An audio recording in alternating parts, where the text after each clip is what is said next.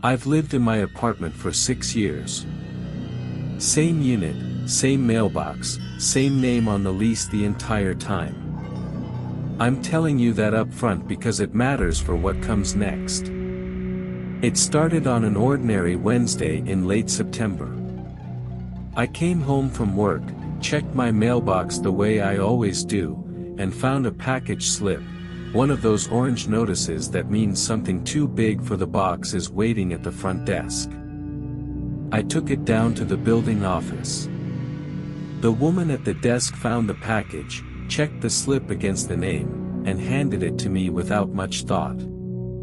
The name on the package was not mine. It wasn't a typo of my name, or a previous tenant's name, or anyone I recognized.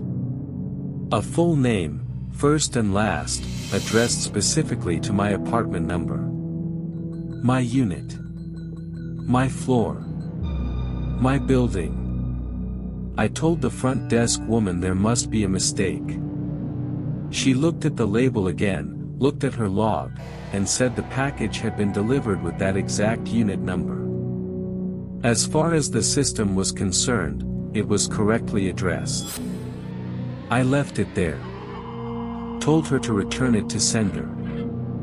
3 days later, another package arrived. Same name. Same unit number. Same impossible address.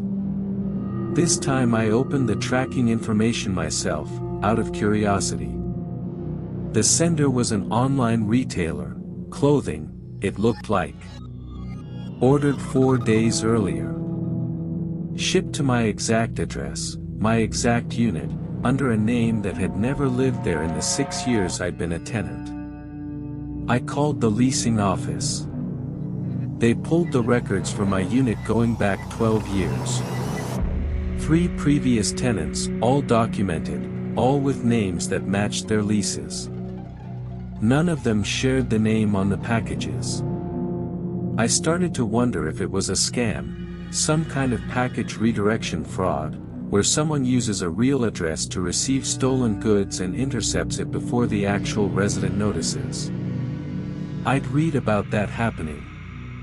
Except nothing about how it was happening made sense for that theory. The packages weren't being intercepted. They were arriving, normally, through the building's standard delivery process, addressed to a name attached to no account, no past tenant, no forwarding request, nothing in any system. It was as if the name existed only on that label and nowhere else. I started keeping the slips instead of returning the packages. Within 3 weeks I had collected 6 of them. Different items each time: clothing, a phone case, a kitchen item, books. Different retailers. The kind of ordinary purchases an actual person makes when they're living their actual life. All addressed to my apartment. All under that same name. I did something I'm not entirely proud of. I searched the name. Just the name, nothing else, no city, no other identifying information, because I didn't have any. There were a few hundred results. People with that name scattered across the country. I had no way to know if any of them were connected to my building, my city, or my address at all. Until I found one thing that stopped me. A missing persons listing. 3 years old. A woman with that exact name, last seen in my city, age matching roughly what I'd estimate from the kind of clothing sizes on the packages. The listing had no photo. Just a name, an age range, and a case number with a local department. I called the number on the listing. The detective who eventually called me back was patient but clearly skeptical. He took my information, asked about the packages, asked me to hold on to them, and said someone would follow up. 2 days later, 2 detectives came to my apartment. They looked at the packages. They asked detailed questions about my lease history, about how long I'd lived there, about anyone who might have had access to my unit number before I moved in. Then one of them asked me something that I have not been able to stop thinking about since. He asked if I'd ever noticed anything unusual about my unit when I first moved in. Anything that seemed odd, out of place, recently repaired. I told him about the closet. When I moved in 6 years ago, there was a section of drywall in my front closet that looked different from the rest, slightly mismatched texture, like a patch job. I'd assumed it was a plumbing repair. I'd never thought about it since. The detective's expression changed in a way I didn't like. I'm not going to tell you everything that happened after that, because some of it is still part of an active case, and some of it involves details about a person's life that aren't mine to share. What I will tell you is that the case is, as of this recording, unresolved. No arrest has been made. The investigation reclassified, but it has not closed. What I can tell you is this.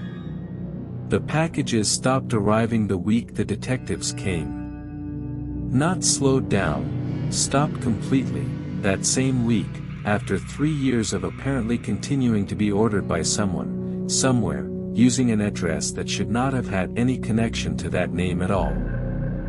I moved out 4 months later. I didn't ask the new tenants what they found in the closet, because the building had it professionally inspected and resealed before they moved in, and because I didn't want to know. I think about it sometimes, late at night, mostly, the way these things surface when you're trying to fall asleep. About the gap between when someone goes missing and when the world stops generating small evidence of their life. A purchase here. A subscription renewal there. The mundane debris of someone who is, on paper, still buying clothes and books and kitchen items. 3 years of that debris arrived at my door. I don't know who was placing those orders, or why they used my address, or what, if anything, it had to do with what was behind that drywall. I know that for 3 years, someone's life kept generating data in a place where, as far as anyone could prove, that person had never lived. And I know that the moment people who knew how to look started looking, it stopped. Asterisk, that's it for tonight. New story every week, subscribe if you want more. And if a package ever arrives with a name you don't recognize, don't just send it back. Ask questions. Sometimes the address is the only part of the story that's still telling the truth.